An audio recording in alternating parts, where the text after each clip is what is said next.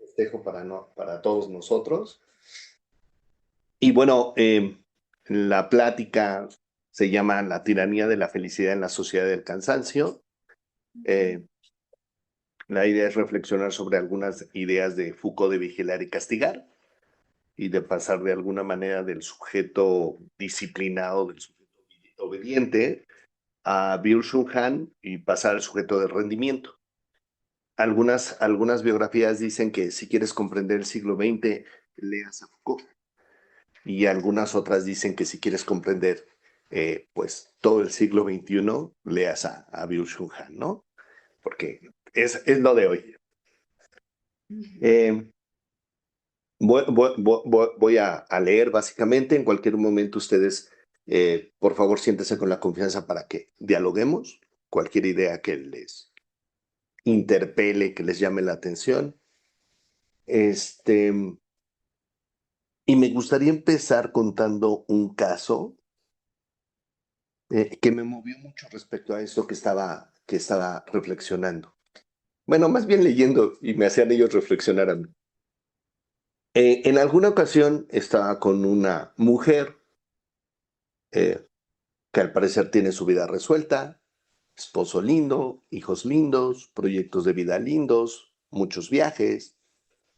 Y en la sesión a mí me llamaba mucho la atención que ella siempre hablaba como de que le iba muy mal en la vida, que ella no se sentía realizada, que ella necesitaba como realizarse a través de ser catedrática, de dar clases, de ser psicóloga, de supervisar, de hacer investigaciones.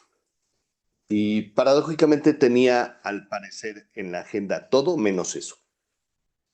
Y entonces ella manifestaba que en mucha medida llegaba a terapia conmigo porque me admiraba, porque ella decía que yo esa parte la tenía muy desarrollada y que ella no, ¿no? Y entonces, en algunas sesiones, más en una, me dio mucha gana de que ella no dejara de ver lo que sí tenía. Y ya saben, me puse moralino, ¿no? Hay lugares donde la fenomenología nos abandona. Y entonces yo le decía cosas como, oye, pero date cuenta, esposo, viajes, hijos, familia unida. Y ella me detuvo una vez muy linda, porque aparte es gente que se forma con nosotros. Y ella me detuvo muy linda y me dijo, Max, ¿vas a ser capaz de sostenerme en mi miseria?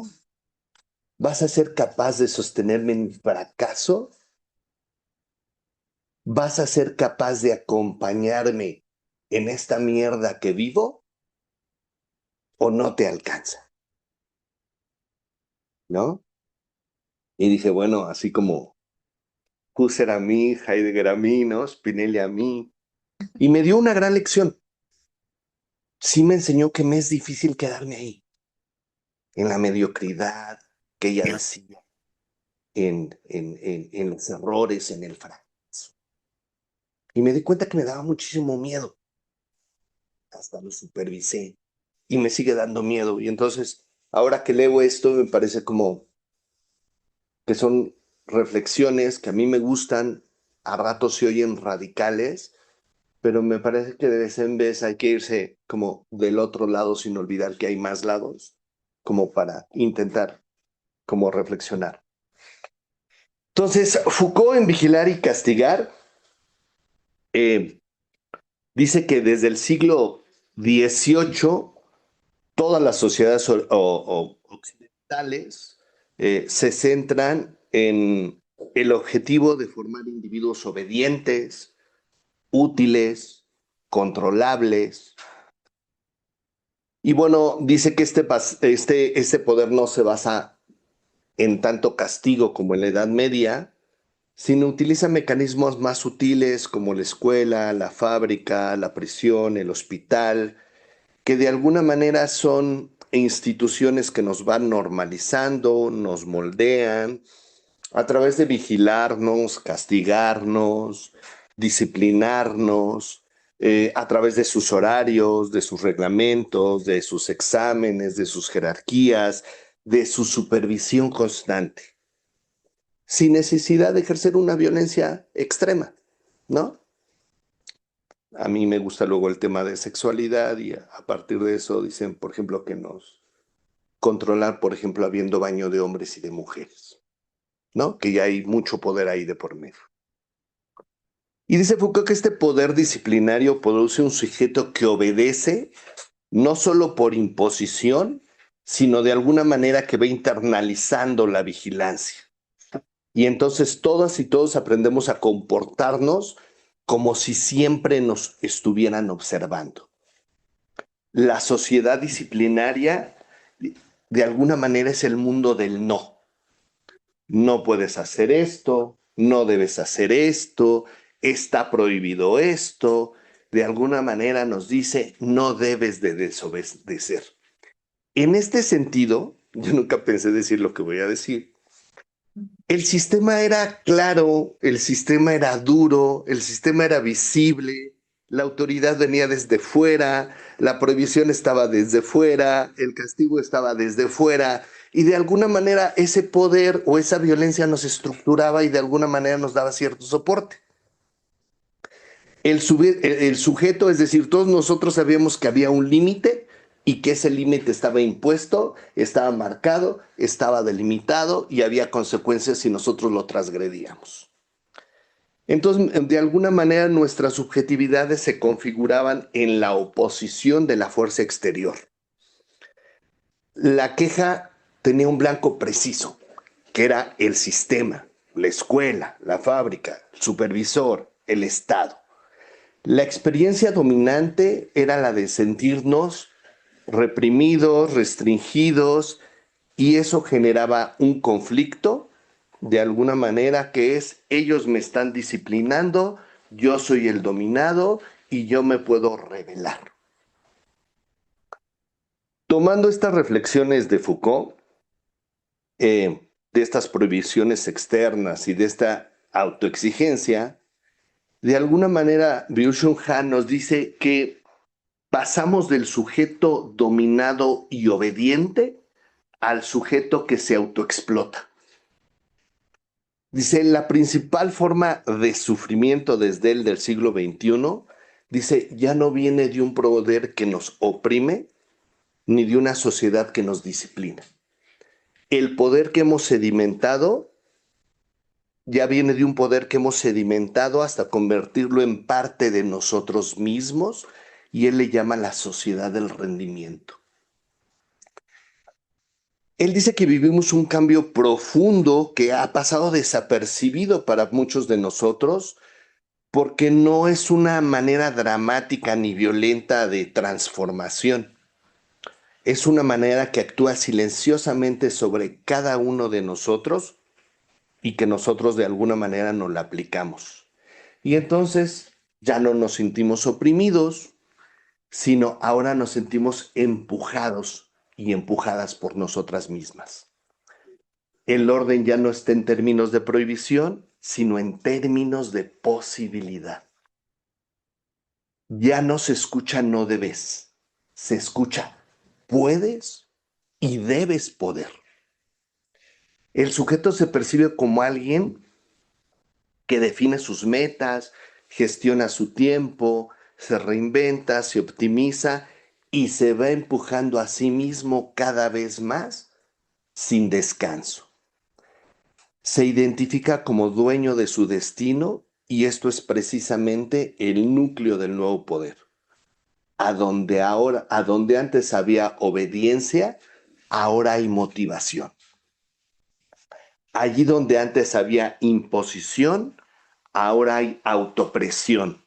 Donde había coacción, ahora hay motivación personal.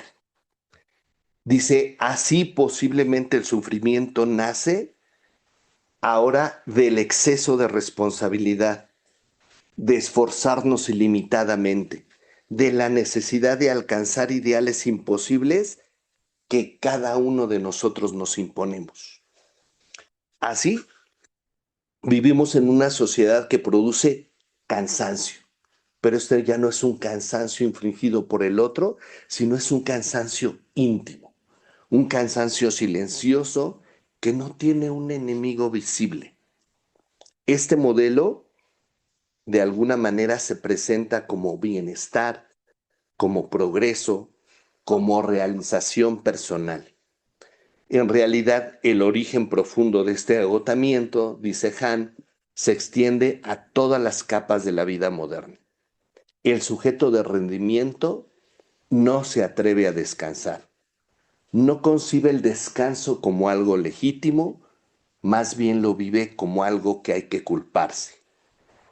Es tiempo desperdiciado, es tiempo que le falta rendimiento, es una saturación constante. Ahora estamos convencidos de que nuestras decisiones son absolutamente propias cuando de alguna manera han sido modeladas por los objetivos del sistema. En Psicopolítica, que es otro libro de él, explica que de alguna manera el neoliberalismo convierte al sujeto en empresario de sí mismo. Ya no es un trabajador explotado por un patrón, sino ahora es su patrón y él se explota. En el nombre de la productividad, de la eficiencia y del crecimiento personal. Dice, ante este poder es difícil rebelarse contra sí mismo, porque de alguna manera se conjunta con el poder y el deseo. Y ahí nos confundimos.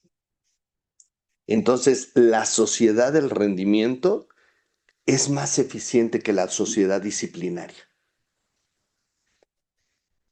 Dice Han que el sujeto de conocimiento, perdón, el sujeto de rendimiento, dice, nos impulsa desde dentro y nos obliga a siempre rendir más.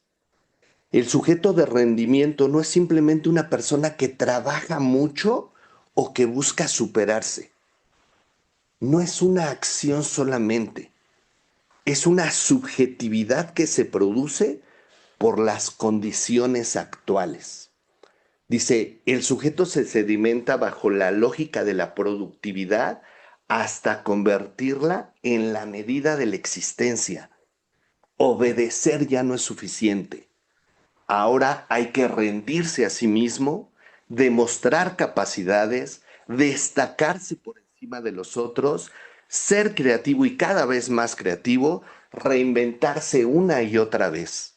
El sujeto ya no responde a la lógica del deber, aunque nos sigue acompañando, sino ahora la lógica del poder. Siempre puedo más. Y si no puedes, es porque no quieres. Ya no hay presencia de una autoridad externa que vigila o corrige, sino ahora somos la presencia que nos corrige. Toda nuestra responsabilidad está en crear un proyecto de vida, una autonomía, eh, yo mismo me impongo lo que debo de hacer. Dice, estas sedimentaciones hace que de alguna manera el sujeto de rendimiento sea aún más vulnerable, más frágil y más explotable. La idea central de Han es el sujeto de rendimiento se autoexplota. Ya no necesita nadie más.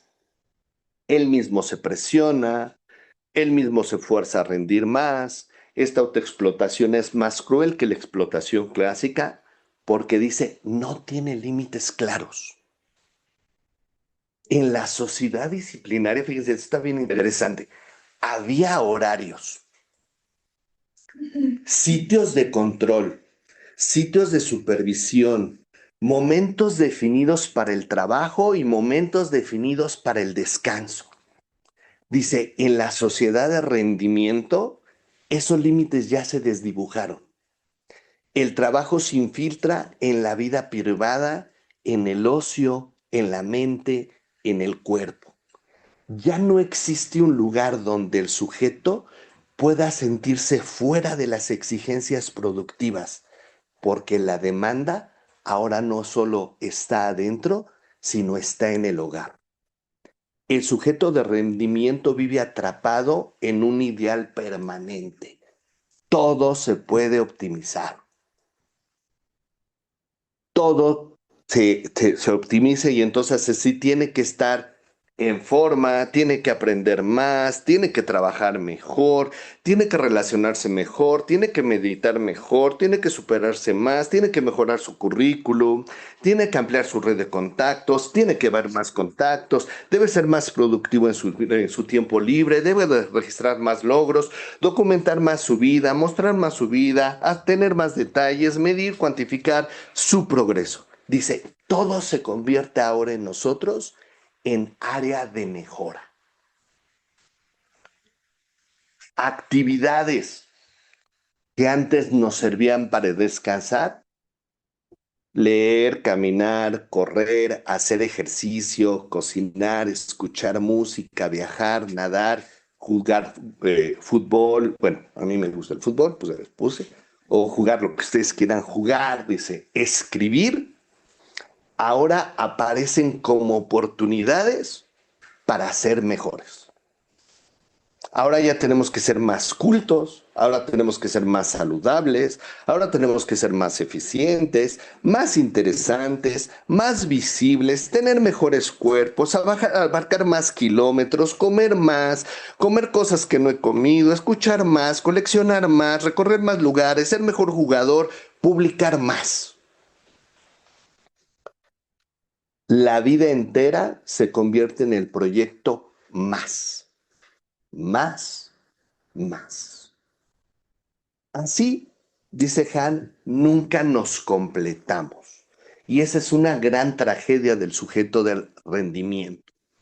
Vive en constante frustración. Nunca hace suficiente, nunca se detiene, no sabe a dónde va, pero sí sabe que debe de hacer más. Cuando algo sale mal, no culpa al sistema, no recrimina el orden estructural ni opresivo. Eso soy yo así como de izquierda. Se culpa a sí mismo. Nadie más tiene la culpa que yo. Piensa o pensamos que no nos esforzamos suficiente, que nos faltó disciplina, que nos faltó orden, nos faltó secuencia, no administramos bien el tiempo, no lo revisamos suficiente, no aprovechamos todas las oportunidades. Entonces el fracaso se convierte en una falla moral.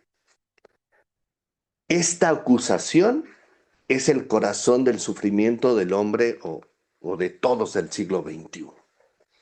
Esta explotación evidentemente es un tipo de violencia, pero es un tipo de violencia quizá menos detectable, porque surge desde nuestro corazón.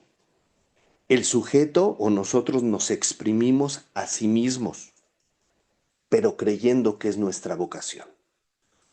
El sujeto cree que actualizarse es dominarse. Cuando nos logramos infiltrar en el deseo, cuando nos identificamos con las exigencias del sistema, entonces ya no hay nada que se imponga. Nos entregamos con entusiasmo e incluso con orgullo a explotarnos. No se vive como una explotación, se siente como que estamos trabajando para nosotros mismos. Pero esta entrega no es inocua, produce un agotamiento silencioso que no se manifiesta de inmediato. Somos resistentes. El sujeto de rendimiento no se derrumba al primer momento, sino se va derrumbando porque no es capaz de detenerse. El ritmo que se exige es igual y a veces superiores a sus fuerzas. Pero como cree que todo depende de él, sigue empujando y sigue insistiéndose. Su vida se convierte en una carrera para hacer más. La dinámica crea una tensión. Dice Han que es una hiperactividad mental que erosiona la capacidad de descanso, de contemplación y de silencio interior. El sujeto del rendimiento se encuentra siempre frente a todas las posibilidades abiertas. Puede estudiar lo que quiera, cambiar lo que quiera, trabajar donde quiera, reinventarse tantas veces como quiera. Esta multiplicidad de opciones lo convierte en el esclavo de siempre puedo más. El mundo contemporáneo entonces es el mundo del sujeto responsable que lo quiere todo y lo debe de hacer todo. El sujeto de rendimiento así va siendo solitario, va quedándose solo. La autoexigencia permanente lo separa de los otros. La lógica del rendimiento lo convierte cada vez en más individualista. Nadie puede rendir por uno. La competencia sustituye a la cooperación. La comparación reemplaza a la comunidad. La vida se llena de métricas, expectativas y exigencias que no dejan espacio para la vulnerabilidad con otro ni al otro. La soledad se intensifica, el fracaso aumenta y el cansancio es atroz. El sujeto de rendimiento encarna dos formas que se han vuelto destructivas. El debes y el puedes. Es decir, sumamos el 20 con el 21. Y en muchos casos el puedes pesa más porque el puedes no tiene límites. El sujeto vive sin límites y termina agotado.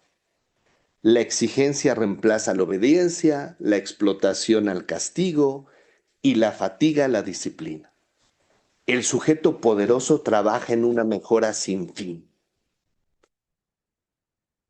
Y no solo trabaja en una mejora sin fin, sino de alguna manera también se tiene que mostrar. Dice, la existencia se convierte no solo en un rendimiento, sino en un escaparate continuo. Todo lo debemos de demostrar y mostrar. Todo lo debemos compartir, todo lo debemos de evaluar. Dice, la transparencia funciona como un mandato emocional. De alguna manera tenemos mucha presión por mostrarnos.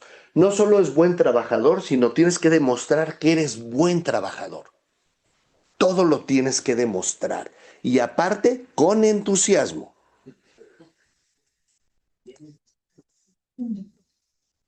En esta autoobservación, en esta autoexigencia, el individuo se compara con la imagen del éxito y siempre sale perdiendo. Hoy uno se explota a sí mismo creyendo que es realización personal. Dice, y una de las broncas que nos tiene en el sufrimiento, dice Han, es el exceso de positividad. Positividad igual a posibilidad y tú puedes, ¿no? En la sociedad actual, el poder opera diciendo, sí puedes. La negatividad desaparece, surge un tipo de presión más sutil basada no en prohibiciones, sino en expectativas infinitas.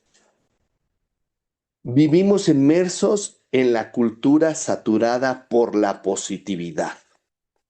La sociedad contemporánea se construye sobre el imperio de tú puedes, sí puedes, tú puedes con todo es posible, nada es imposible para ti.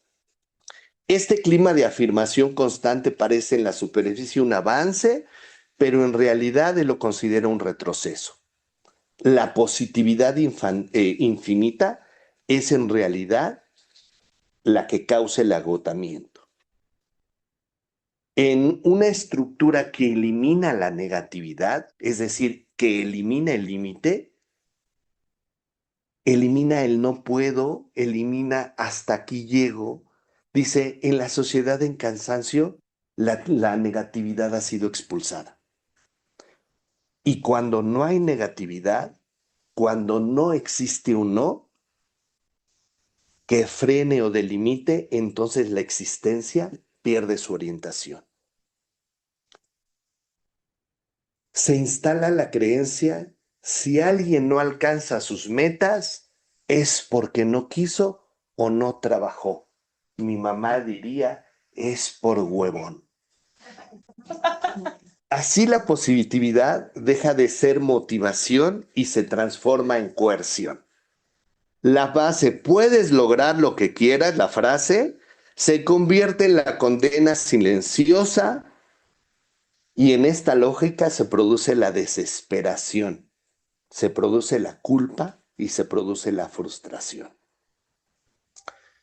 Estamos bombardeados por mensajes de positividad, incluso cuando estamos dolidos, cansados, tristes, inciertos, saturados y rotos.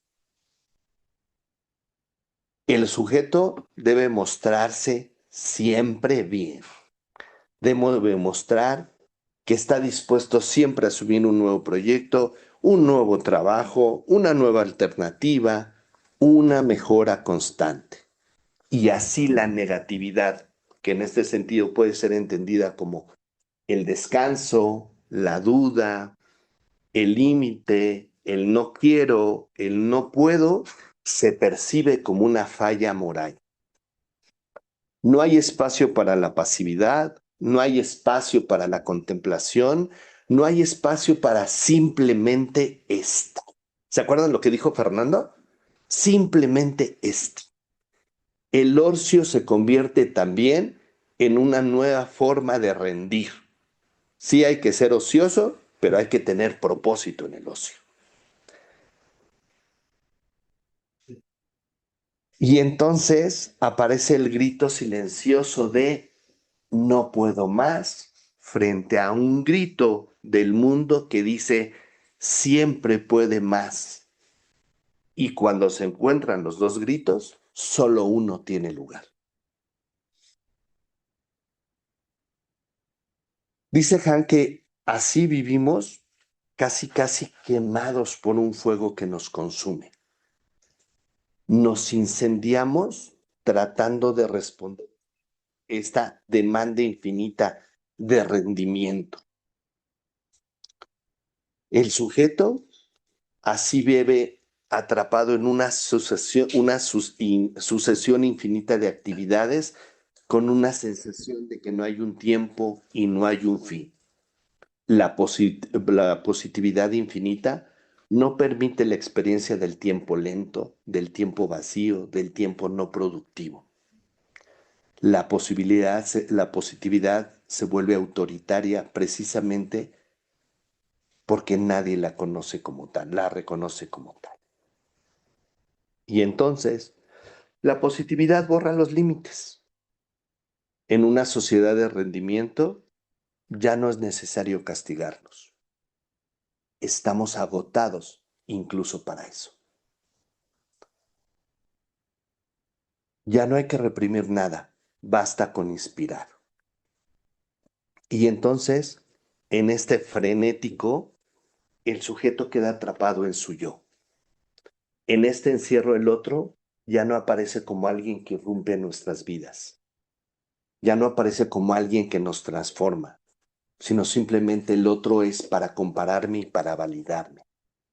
Las relaciones se convierten en superficiales, en utilitarias y en algo que me va a dar una autoimagen mejor. Y entonces, de alguna manera, incluso él describe, eso lo dijo Foucault, que incluso cada época tiene sus enfermedades, cada época tiene sus profesiones, cada época tiene sus cosas. Y entonces dice que las enfermedades del siglo XX eran patologías del límite, de la coerción y de la defensa. Dice que ahora, de alguna manera, las patologías del siglo XXI tienen que ver con el cansancio. El enemigo ya no está afuera, el enemigo está adentro. Y fíjense cómo él define esto. Dice, son enfermedades, ahora vivimos en las enfermedades del sí, no en las enfermedades del no. Dice, La depresión, por ejemplo, que es una enfermedad de esta época, no solo se entiende como una pérdida de alegría, sino como un agotamiento total del sujeto. Es el sujeto que ya no puede mantener la ficción del sí puedo. El sujeto depresivo es aquel que ha fallado en sostener su autoexplotación. Ya no puede motivarse más, ya no puede empujarse más, ya no puede continuar más. Está vacío, es incapaz y ya no puede rendir. Han le llama al depresivo el campeón caído en la sociedad del rendimiento. Dice, el burnout no ocurre por falta de motivación, sino por exceso de motivación. Agotamos todas nuestras reservas. Es el agotamiento extremo, perdón. Es una enfermedad de presión constante durante demasiado tiempo. El cerebro ya no puede procesar más estímulos, más tareas, más metas, más notificaciones, más exigencias. Dice, es un incendio que consume la capacidad de concentración, de memoria, de creatividad y de todo deseo. La ansiedad, él la narra como la consecuencia del exceso de positividad. La ansiedad nace de la imposibilidad de sostener tantas posibilidades abiertas. El individuo vive en un estado de alerta permanente, saturado por el futuro, por lo incierto. Dice, la ansiedad es medio a no cumplir las expectativas que me he impuesto. Es la sensación de siempre estar atrás, de siempre poder fallar y de siempre ser insuficiente. También habla del déficit de atención y dice que nace en un entorno saturado de estímulos que impiden la concentración sostenida. Dice, ya no podemos concentrarnos porque hemos aprendido a vivir saltando de una tarea a otra, de una pantalla a otra, de una actividad a otra, de una notificación a la siguiente. Dice, son patologías del exceso, no patologías de la falta. Entonces, el cansancio del sujeto que no sabe parar porque ha olvidado el significado del no puedo. El dolor también lo hemos erradicado, pero el dolor no es el enemigo de la existencia, es uno de los subpilares. Cuando se le elimina, la vida pierde espesor, fortaleza y sentido. En la sociedad del cansancio, se derrumba no solo por trabajar demasiado, sino porque no se le permite dolerse. Y entonces también, y ya vamos cerrando, también habla de las multitareas. Dice, ya somos multitareas todos. Dice, un rasgo más importante de la dispersión de la atención es la capacidad de concentrarnos en un solo punto. La multitarea tan celebrada en el lenguaje moderno de la productividad y de la eficiencia se convierte en el síntoma más claro de la sociedad que ha perdido la capacidad de detenerse, contemplar y respirar. Dice, la multitarea no es una forma superior de existencia. La multitarea es una regresión. La multitarea es en realidad el estado de alerta constante que aparece más en el comportamiento animal. Los animales salvajes realizan múltiples tareas simultáneamente porque tienen que reaccionar a cualquier estímulo externo. Escuchan, olfatean, observan, comen, defecan, se mueven en un ambiente lleno de amenazas. Dice, la multitarea es un tipo de atención dispersa que responde a lo inmediato y que es reactiva. Ya hemos perdido la capacidad de concentrarnos, de esa concentración que le podríamos llamar profunda. Así la concentración se convierte en un acto de libertad. Es un gesto de resistencia frente al ruido que dice, cambia, cambia, cambia. Simplemente estar, simplemente contemplar. Dice, el sujeto ya no puede dedicarse a algo, tiene que dedicarse al todo. La persona siempre está disponible. Y así, nada se retiene, nada se procesa, nada tiene profundidad. Y entonces el tiempo solo es interrupciones.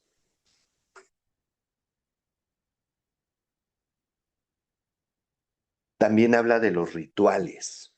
Y aquí a lo mejor lloro y me carga.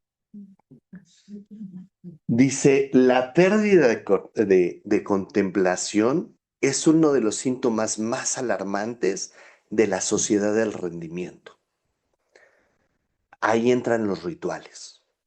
Dice, los rituales son actos repetidos que daban sentido a la vida, nos daban estabilidad, nos daban continuidad en el tiempo y los rituales están desapareciendo o han desaparecido. Con ellos también se ha desvanecido la posibilidad de habitar un mundo con calma, un mundo detenido, un mundo con profundidad y un ritmo propio.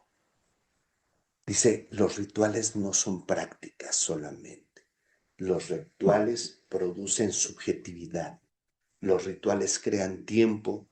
Los rituales son los espacios donde la vida puede expandirse, donde nos detenemos.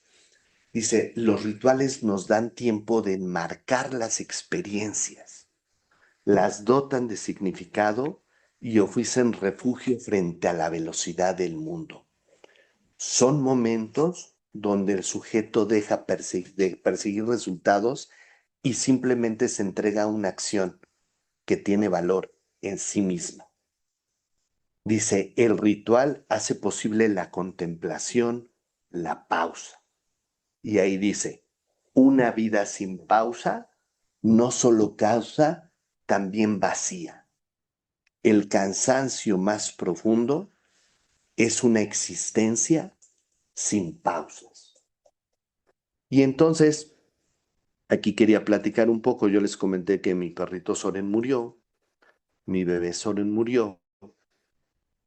Y entonces la muerte o la finitud de alguna manera nos hace volver a ciertos rituales. Entonces, él murió en mis brazos, yo le encendí una vela, su cuerpecito frío estaba en la cama, a ratos lo iba a besar, a ratos lo iba a abrazar,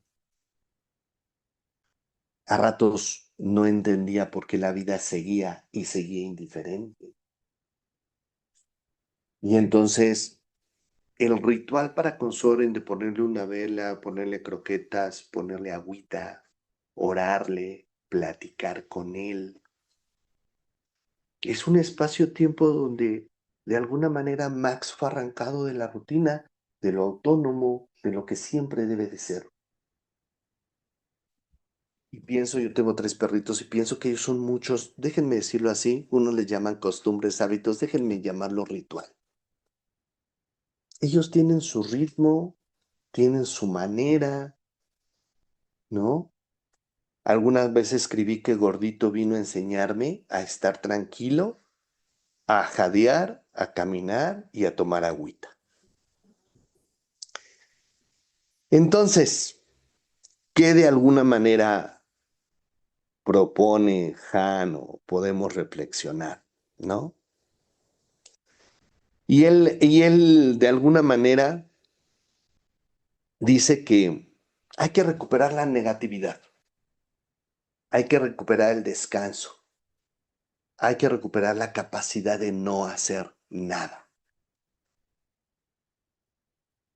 ¿Qué caminos quedan abiertos para nosotros que vivimos agotados, que vivimos atrapados en el rendimiento?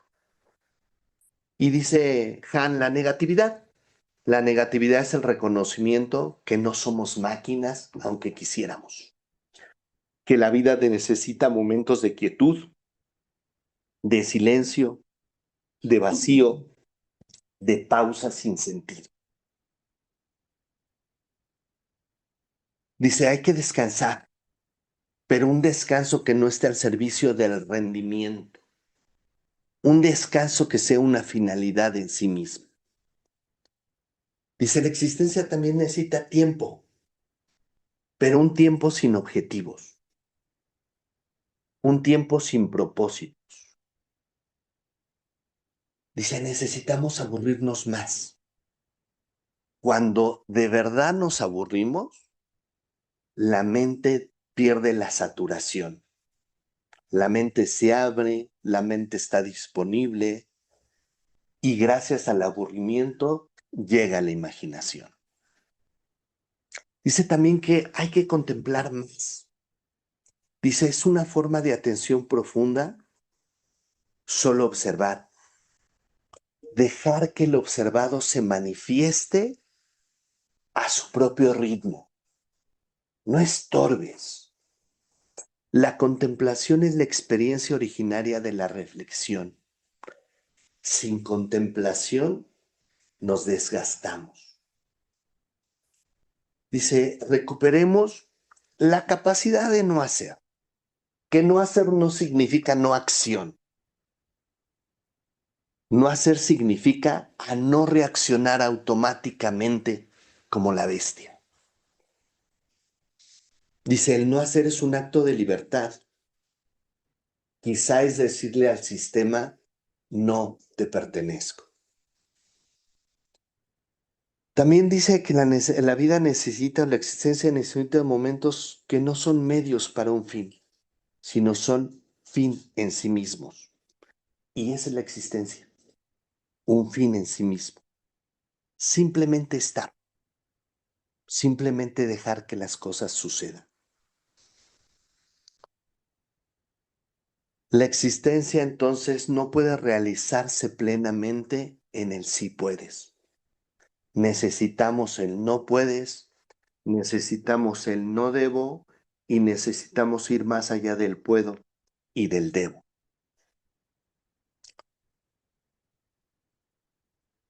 Mm. Y entonces, pues de alguna manera esa es la propuesta de Han. Sí, me parece que podemos decantarnos a un lado, sí me parece que dice cosas con las que podría no estar de acuerdo, pero me parece que es un buen pretexto de análisis, ¿no? De si somos muy autómatas en nuestra vida, si no lo somos, qué nos hemos comido sin reflexionar. Y ayer que Marianne dio una idea, la verdad me encantó la idea que dio Marianne cuando dijo que hablemos de nuestros fracasos. Algo así dijo Marianne, ¿se acuerdan? Los que estuvieron ayer. Y entonces pensaba, bueno, por supuesto, si algo les llama la atención, lo podemos dialogar y platicar, todavía tenemos algunos minutos. Pero también pensaba que podemos hacer testimonios, testimonios de cómo de alguna manera podemos salir de este agotamiento, ¿no? Sinónimos de fracasos, de culpas, de detenernos, de observar nada más. Pero bueno, esto es algo de los que les quería compartir. Me parece, a mí me dejó dolido el cuerpo. Creo que hay cosas que me pegan, creo que hay cosas que necesito reflexionar y creo que hay cosas que necesito rehacer. Pero bueno, ustedes díganme, ¿para dónde nos vamos? Zoom.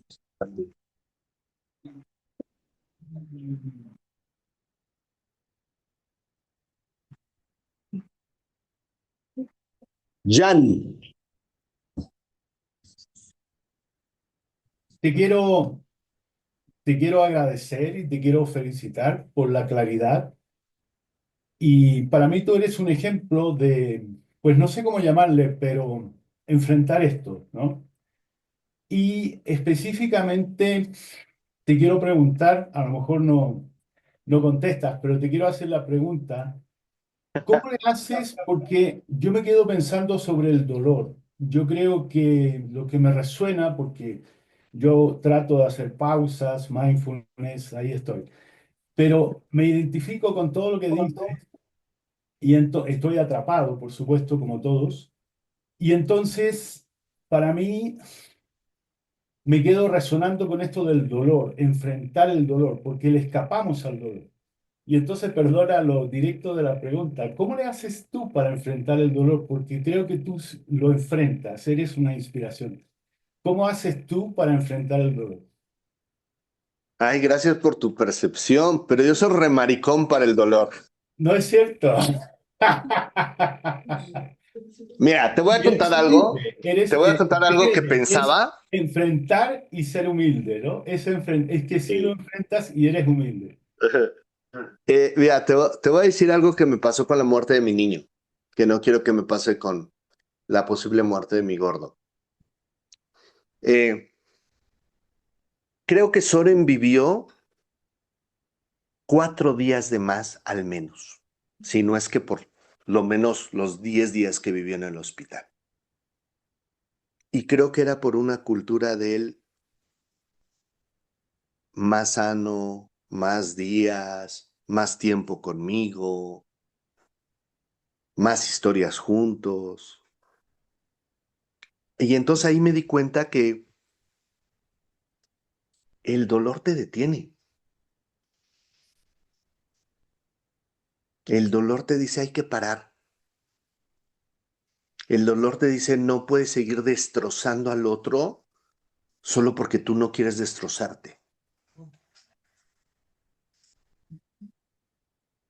Por eso me parece que el dolor, aunque duele y es pinche,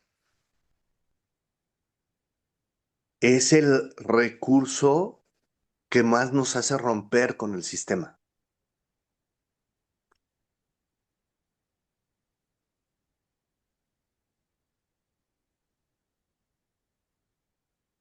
Si esto yo lo hubiera leído hace 2 meses, quizá hubiera estado más preparado para estar con la muerte de Soren, para estar. A veces me dicen que es un privilegio que Soren murió en mis brazos y les digo, no, es un privilegio para mí que Soren a través de este dolor que sentí con él me hizo replantearme cosas, como la de no destrozar a otro por tener miedo al dolor. Ahora que veo gordito que está flaquito, que casi casi su piel parece un abrigo, ¿no? Es como si fuera un muchacho elegante, ¿no? De sociedad con su abrigo lleno de pelitos, pero huesito por dentro. Hoy me desperté y le dije, ¿sabes, hijo? Vamos a llamarla a la interespecies para saber si tú quieres seguir, ¿no? Porque no te quiero un día más.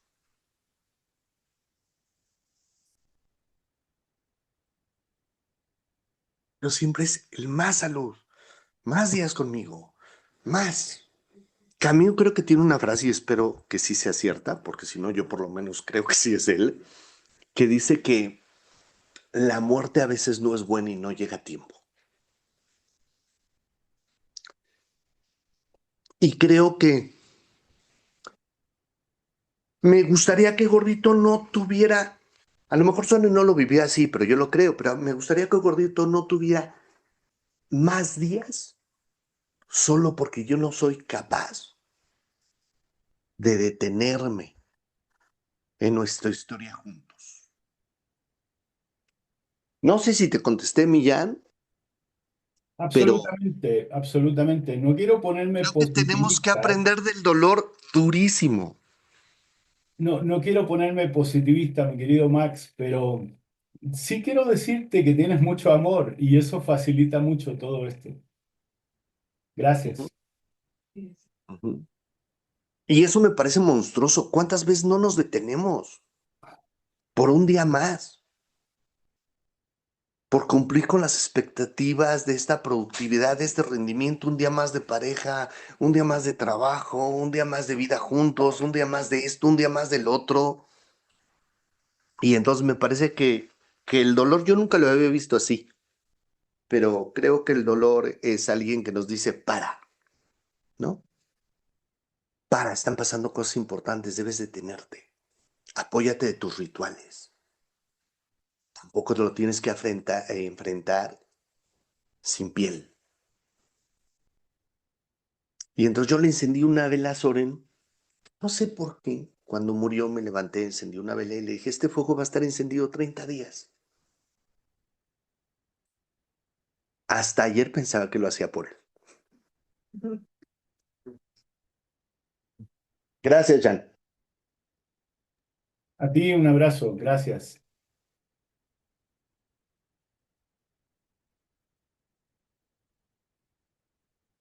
Ay, muchas gracias, Utsi. No de sugerencias. No hagas sugerencias. Tenemos todavía unos 5 minutitos y la actividad continúa porque luego lo vamos a tener la siguiente plática. Lili. Yo te escuchaba también la contribución de nuestro compañero, y cuando hablabas en una parte de los más, no podía evitar ver todo el contenido que seguramente a mí me aparece en Instagram, pues por lo que escucho, veo y me preocupa, de esta tendencia a querer vivir más años. Y ahora todo está orientado a vivir, bueno, muchos contenidos están orientados a vivir más, a tomar suplementos, a hacer más ejercicio, pero alrededor te quedas como con un vacío porque ves como que el vivir más son solo como años, pero ¿y qué hay adentro de esos años? Y a veces cuando escucho, ¿sabes qué? Vamos a vivir 120 años o 150 cuando se puedan reproducir los órganos que estamos a nada tecnológicamente de hacerlo. Y mi fantasía es, pues ahora vamos a tener que elegir cuándo morimos y cómo queremos morir y cómo vamos a hacer nuestro festejo de muerte. Y esas son mis fantasías, porque ni modo que estemos aquí para siempre. Y regresar a que haya dentro de esos números de años o de meses o de momentos de vivir más que están allá adentro, ¿no? Y bueno, nada más quería comentar eso.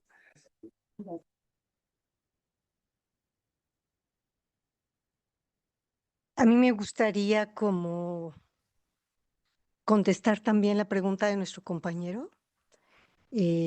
Cuando te la hizo a ti, me la hizo a mí también y me la dije, híjole, ¿yo cómo le hago para lidiar con el dolor?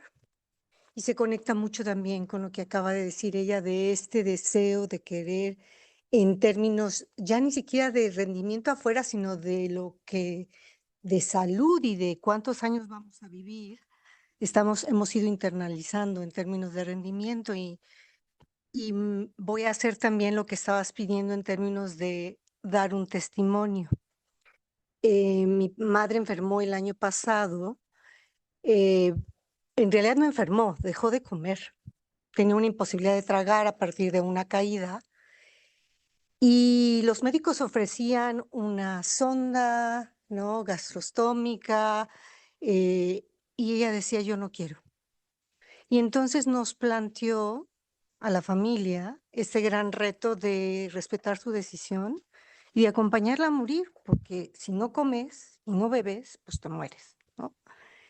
Y cada hija, nosotros somos 4, tenía una postura diferente ante esta situación en términos de la respeto, no, ¿cómo? No, hay que llevarla al hospital, no sabe lo que está diciendo, ya no tiene hidratación. Y yo reconocí en su momento un dilema interno. Yo quería que ella siguiera viviendo y reconocí con el tiempo, y lo sigo haciendo, pues que yo no quería sufrir. Yo estaba lidiando con mi dolor, y había otra parte mía, ¿no? Que, o sea, una parte de respeto, aunque estaba diciendo, ¿y yo cómo voy a lidiar con esto que te vas? Y otra parte que decía, no, vamos, todavía podemos hacer algo. eh, y ya no voy a contar los detalles porque no vienen al caso y es algo íntimo, pero creo que lo más importante que me dejó esta experiencia en términos de dolor es sostener el dilema dentro de uno. Es decir, hay un jalón que te dice que a ver que no te duela y sí llévala al hospital y ayúdale a seguir viviendo. Y sentí el jalón, y además de los médicos, porque cuando dijimos no vamos a respetar, el médico se empezó, ¿cómo? No es un paciente terminal, ¿cómo es posible? El médico que le había acompañado 20 años estaba muy enojado. Entonces, sostén además esas decisiones frente a un mundo que te está pidiendo que tienes que hacer todo lo posible. Pero si lo llevo a mí y lo llevo a cómo sostener el dolor, creo que lo más importante que puedo decir es poder sostener el dilema, estos jalones que te llevan a no querer sentirlo y lo que eso corresponde, pero también a lo que te hace decir, y si lo puedo sostener, y no solo el mío, el del otro, que a veces puede ser también. Gracias. Me hacías pensar.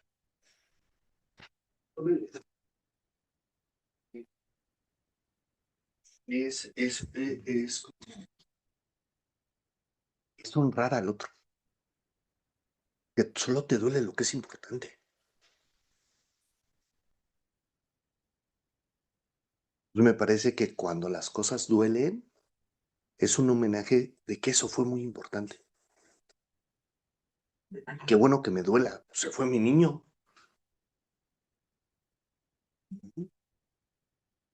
Gracias por el testimonio, Lili. ¿Saben qué pensaba? En algo que dijeron ayer en la mesa.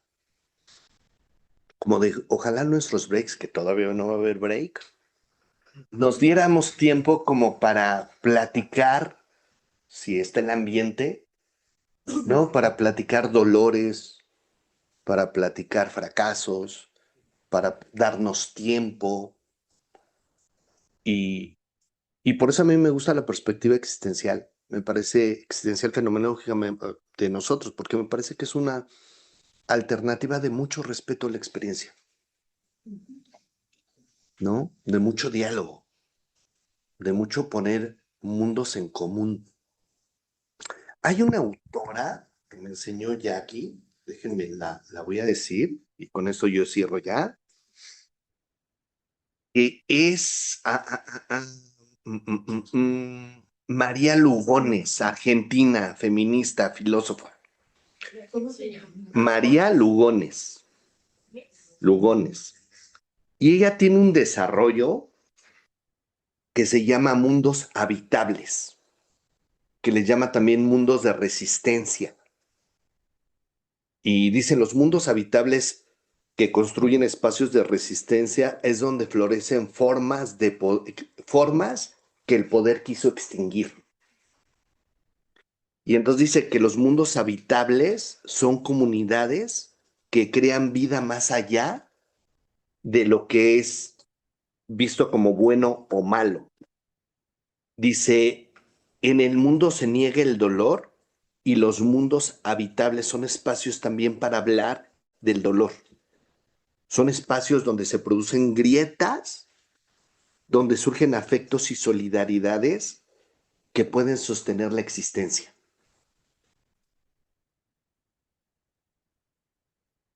Entonces pensaba que la perspectiva existencial me parece que es un tiempo, un espacio donde intentamos hacer mundos habitables, donde lo más escandaloso de la experiencia pueda ser escuchado, pueda tener voz, pueda tener presencia, ¿no? Pues ya es tiempo. Muchísimas gracias, de verdad, por desmañanarse conmigo.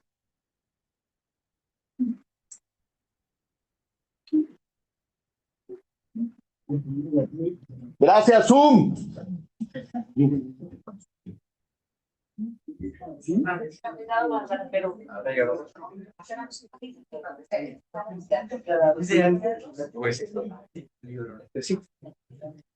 Solamente un detalle para prepararnos para la siguiente conferencia, que va a ser la conferencista va a estar en línea. Entonces vamos a tener solamente 5 minutos de break para que las personas en Zoom puedan ir por un té, por un café, por un vaso con agua, lo que gusten, unos cacahuates, unas pasitas con chocolate. Y ustedes aquí pueden ir al baño, estirarse un poco y regresen, pero empezamos en 5 minutos. Gracias.